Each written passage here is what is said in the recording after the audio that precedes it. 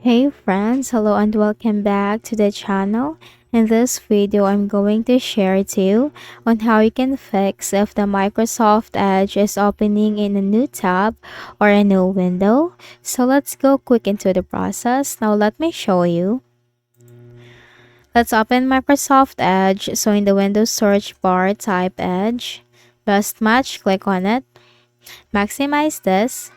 Now if I'm going to search for an information, let's say for example, the favorite or list of colors, hit enter.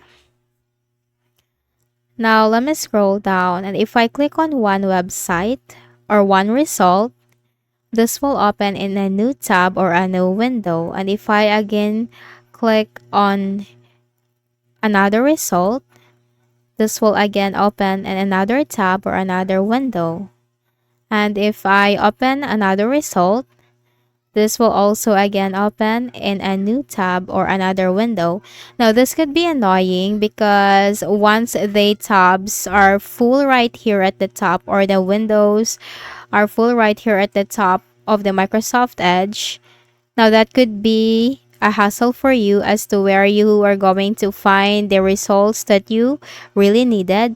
Now on how we can fix Microsoft Edge opening in a new tab, let's close other tabs first and just focus on what we have searched earlier. Now you have this three lines right here and on the right pane, click on it. Then you'll find settings, collections settings. Click on this arrow. So you have options: language, country or region, location, voice, chat, and more. Click on more. Then you'll find here save search, location, search suggestions, and results. Now you have two options for results: open links from search results in a new tab or window. Now in this first option, you have to simply uncheck this box or do not check this box for open links from search results in a new tab or window. Click on save. Now let's see if we are going to open a result or one result from here. This will not open in a new tab, so I'll just click on this arrow and click on another result or another link.